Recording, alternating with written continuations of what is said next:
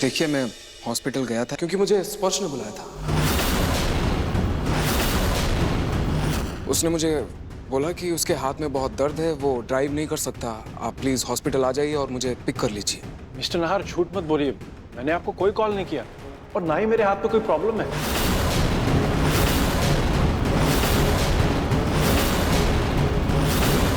लेकिन इंस्पेक्टर, नाहर का हॉस्पिटल में होना इत्तेफाक भी तो हो सकता है ना, उसकी वजह से आप उसे अरेस्ट तो नहीं कर सकते। देखिए मिस्टर, हमारे देश का जो कानून है ना, इत्तेफाक से नहीं चलता, सबूतों से चलता है।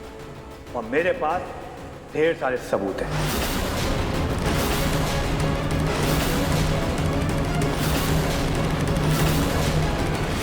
मुखर्जी, सबूत दिखाओ इन्हें।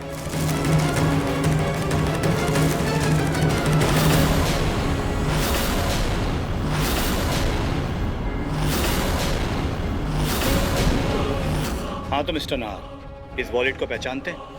इंस्पेक्टर, ये मेरा वॉलेट है, लेकिन ये आपके पास कैसे?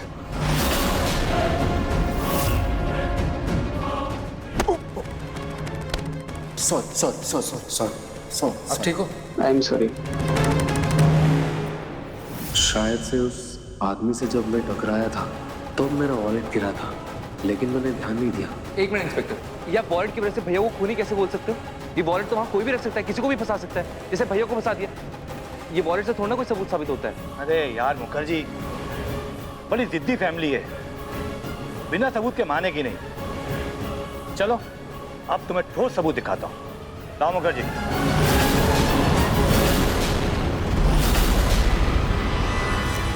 ये देखिए,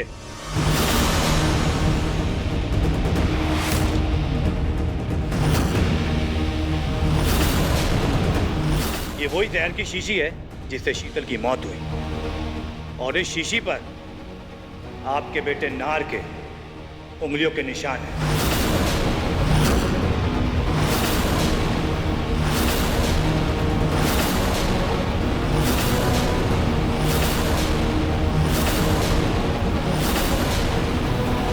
और ये है फिंगरप्रिंट की रिपोर्ट, देखिए।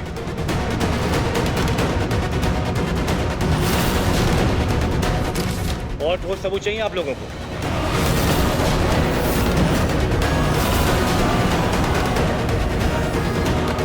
मुखर्जी, हथकड़ी दीजिए।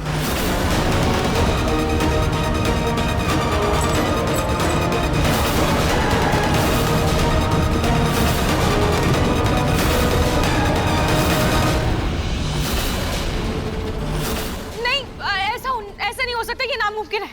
क्या करे रवि? स्पर्श नाहर जी कभी ऐसा नहीं कर सकते, इन्होंने कुछ नहीं किया है। इंस्पेक्टर, आपको कोई गलतफहमी हो गई है। मैं अपने नाहर जी को अच्छे से जानती हूँ, वो कभी भी ऐसा नहीं कर सकते, वो किसी की जान नहीं ले सकते।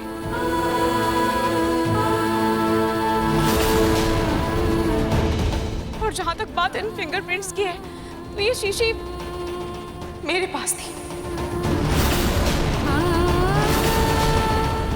और मैंने ही इसे आखिरी बार छुआ था।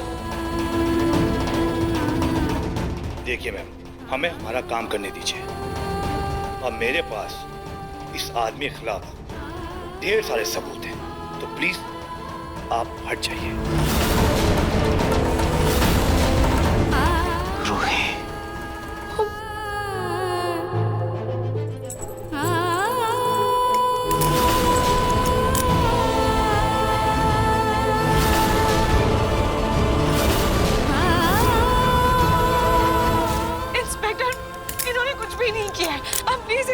मत लगाइए।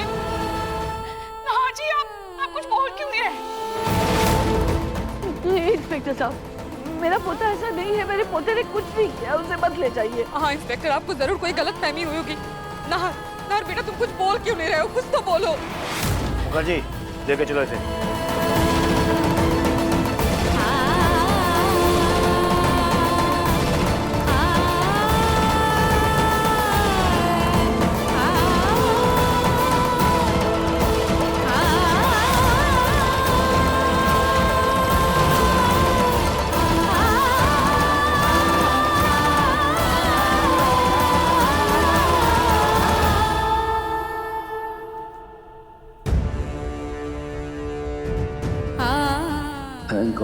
कोई इल्जाम नहीं आया। मुझे सिर्फ अपनी रूही की परवाह है।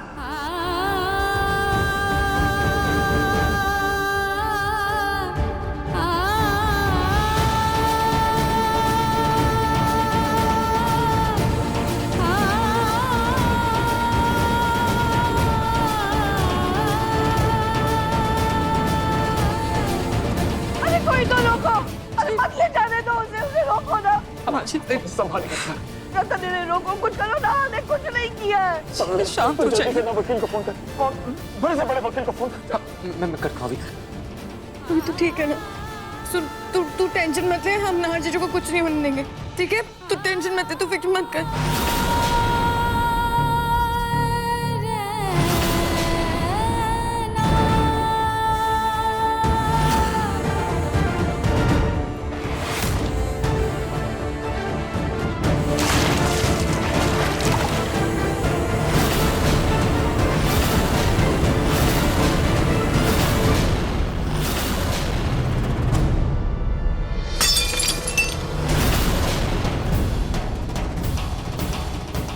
रोही, कब तुम्हारी मनहूसियत मेरे पोते के ऊपर से खत्म होगी?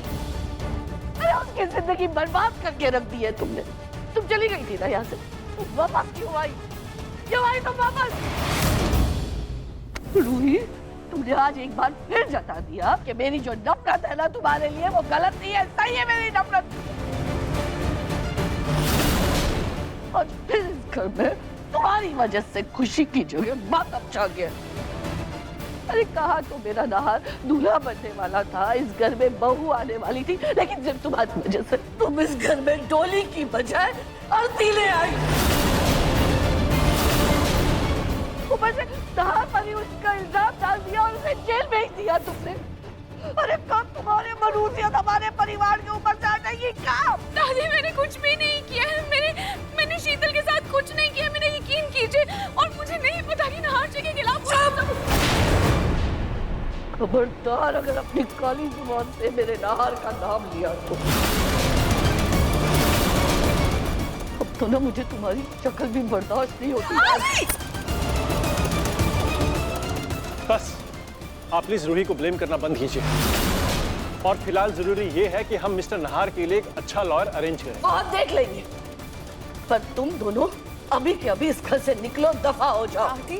और हाँ, अपनी इस होने वाली बीवी का है ना दुपट्टा पकड़ के रखना अच्छे से, ताकि वो वापस यहाँ ना आए और इसकी मनहूस शक्ल मुझे देखनी ना पड़े दोबारा। चलो रूही, अब मैं और बेइज्जती बर्दाश्त नहीं कर सकता, ना मेरी और ना ही तुम्हारी। चलो। नहीं स्पर्श, प्लीज देखो, दादी ने जो कुछ भी कहा वो गुस्से ना कर कहा है। तुम प्लीज ऐसे रूही को मत ले जाओ। और अभी नाहर जी जो जेल के अंदर गए वो अरेस्ट हुए हैं। तुम ऐसे कैसे रूही को लेके जा सकते हो? क्यों नहीं ले जा सकता? ये मेरी होने वाली बीवी है, और जहाँ उसकी इज्जत नहीं होगी, उस पर बेबुनियाद इल्जाम लगाए जाएंगे, उसके लिए वहाँ कोई जगह नहीं। प्लीज स्पर्श, प्लीज रूही बोलना, स्पर्श प्लीज ना।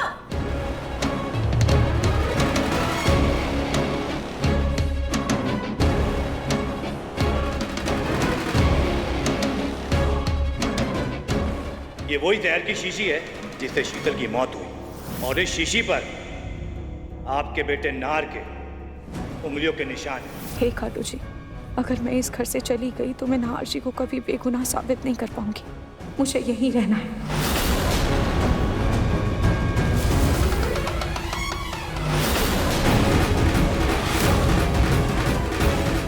क्या हुआ रूही?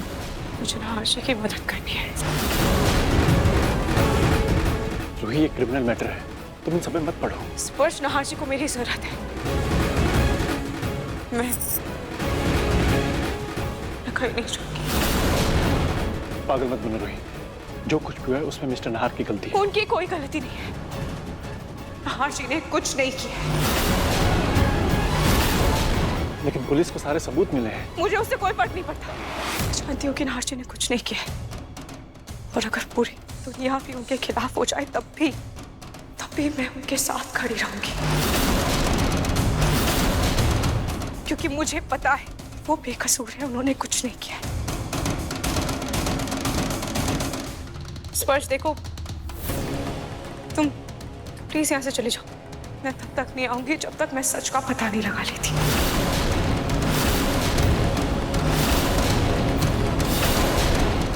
ठीक है रूही, मैं जा रहा हूँ, लेकिन अभी मैं जयपुर में ही रहूंगा, क्योंकि पुष्कर तो मैं तुम्हें साथ लेकर ही जाऊंगा।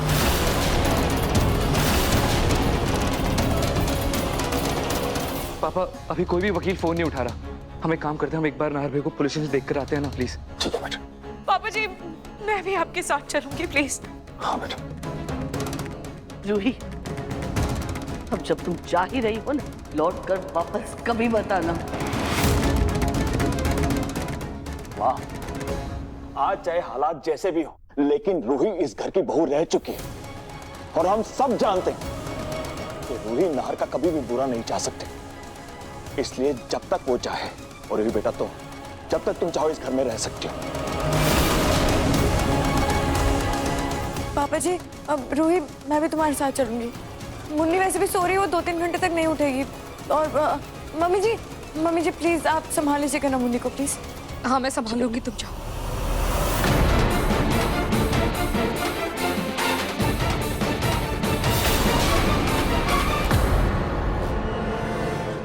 लीजिए मिस्टर नाहर, पानी पीजिए। वो क्या है ना मिस्टर नाहर, आपके बचने की उम्मीद नहीं है, तो इसलिए आप चुपचाप अपना गुनाह कबूल कीजिए, इन पेपर पे साइन करिए और कबूल कीजिए कि आपने अपनी होने वाली बीवी को मारा।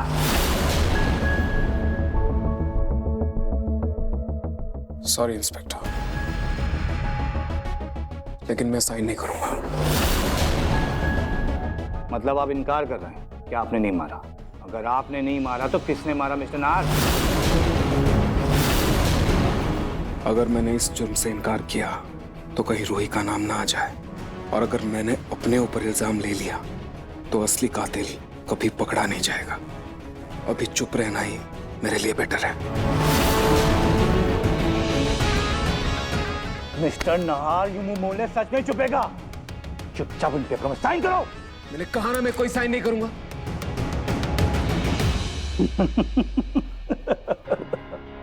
मिस्टर नाहर, शराफत का चोला पहनकर बहुत ही शातिर निकले। पहले शीतल से शादी का नाटक किया, फिर उसे जहर देके मारने की कोशिश की और वो बच गई, तो हॉस्पिटल जाके कमरे में आग लगा दी।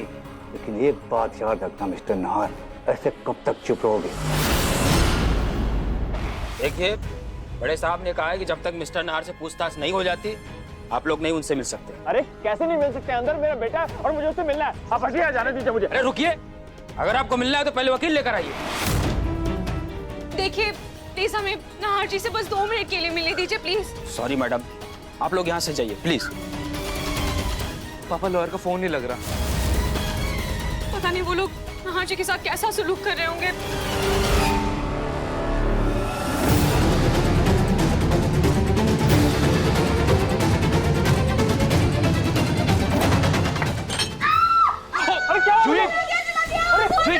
क्या हुआ? क्या किया तुमने? अबे क्या दिखाई दे रहा तुम्हें? क्या हुआ? अरे ये क्या कर दिया तुमने? देखिए कौन सी मेरी, देखिए इसने मेरा हाथ जला दिया, मेरी पूरी क्या कर दिया तुमने? यही दुख रहा है। हाँ जाओ जाके बर्फ में क्या होना है? बर्फ कुछ नहीं, आप इसको जेल के अंदर डालिए। नहीं आप क्या? सब गलती से हुआ, सब मुझे अरे गलती, आप इसको गलती बोल रहे, मेरा हाथ जला दिया। शांत हो जाओ, शांत। जाओ बर्फ लेके आओ, जाओ।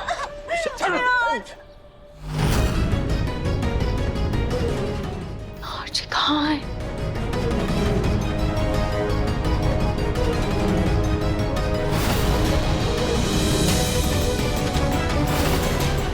मिस्टर नाहर, मैंने अच्छे अच्छों की चुप्पी तोड़ दी है, तो इसे चुपचाप बताइए सब क्यों किया?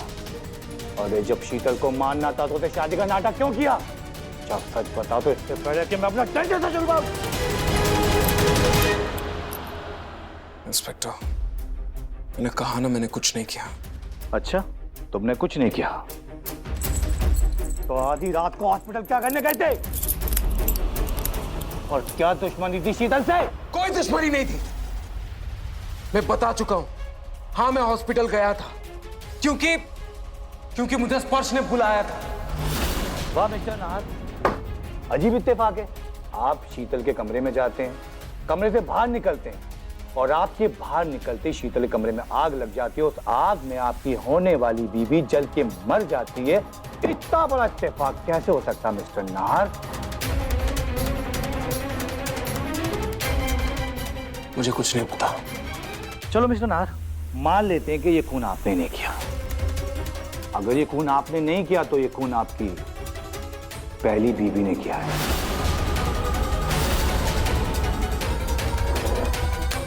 इस पेपर पे उसका नाम लिख दीजिए और आप बरी हो जाइए। इंस्पेक्टर, रूही ने कुछ नहीं किया। रूही का इन बातों से कोई लेना देना नहीं है। प्लीज प्लीज इंस्पेक्टर, उसको बीच में मत लाइए। ठीक है रामवीर, देखा मैंने इसकी पहली बीवी पर इल्जाम लगाया। ये बिन पानी की मछली की तरह कैसे तड़प रहा है? हाँ? ये तो अजीब ही कहानी है। अक्सर लोग अपनी पहली बीवी को मार के दूसरी शादी करते हैं, लेकिन ये माशे ने तो अपनी पहली बीवी के साथ मिलकर अपनी होने वाली बीवी को मार दिया। देखिए, आपको जो कुछ भी बोलना है मुझे बोलिए। रूही ने कुछ नहीं किया है। उसे इस मामले में लाने की कोई जरूरत नहीं है। पहली बीवी से सब चाहते हो तो छोड़ो क्यों? एक बात बता, तेरे एक बच्चा है ना शीतल पे, तुम अमीर लोगों का अलग ही नाटक है। शादी किसी और से, बच्चा किसी और से। कहीं ऐसा तो नहीं तेरी पहली बीवी का भी किसी और से एक बच्चा हो? Inspector, how dare you! और ड्यूटी पुलिस वाले हाथ उठाता है। अभी मैं तेरी अकाउंट को डर जाता है।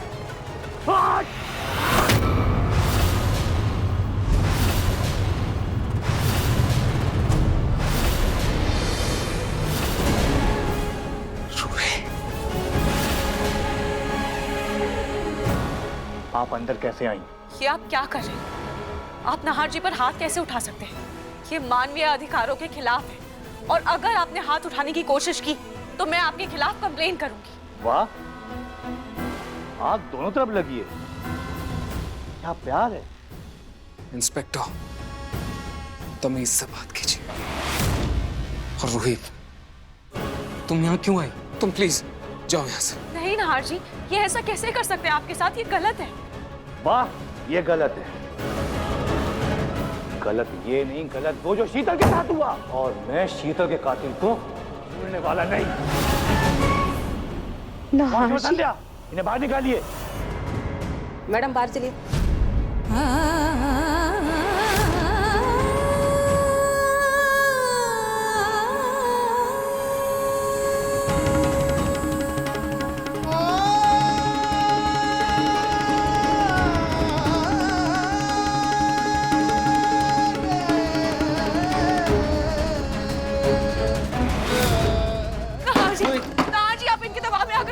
तुम लोग कितना भी जोर लगा लो, मैं 7 दिन के अंदर इसको रिमांड पे लाके जेल के अंदर भिजवाऊंगा। ये मेरा वादा है। नाहर जी, ऐसा कुछ नहीं होगा। हम आपको यहाँ से रिहा करवाएंगे। हम अच्छा से अच्छा वकील लेकर आएंगे। जाओ।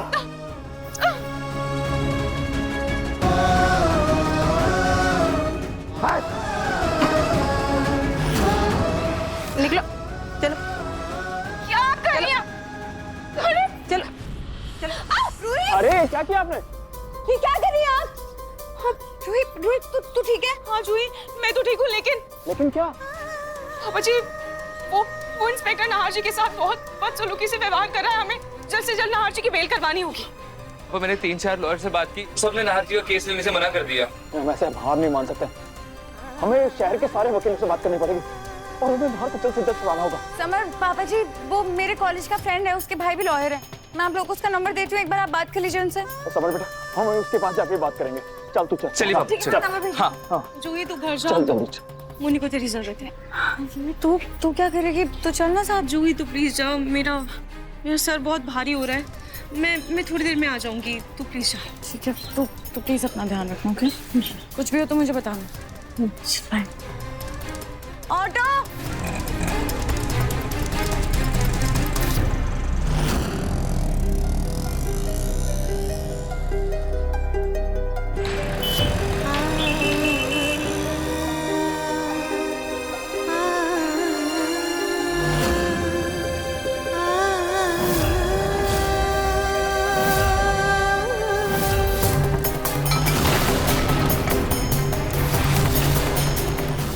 ये वही वही जहर की शीशी है जिससे शीतल की मौत हुई, और इस शीशी पर आपके बेटे नार के उंगलियों के निशान हैं। कल रात शीतल को होश आने से पहले कमरे में आग लग गई, उनकी बॉडी जलकर राख हो गई और उनकी मौत हो गई। मैं मानता हूँ कि मैं हॉस्पिटल गया था क्योंकि मुझे स्पर्श ने बुलाया था। मिस्टर नाहर, झूठ मत बोलिए, मैंने आपको कोई कॉल नहीं किया। Mister Nahar, you are under arrest, और इस बार अटेम्प्ट टू मर्डर के लिए नहीं, बल्कि मैं मर्डर के लिए तुम्हें गिरफ्तार करने आया हूँ। मैडम हटो, चलो साइड हटो।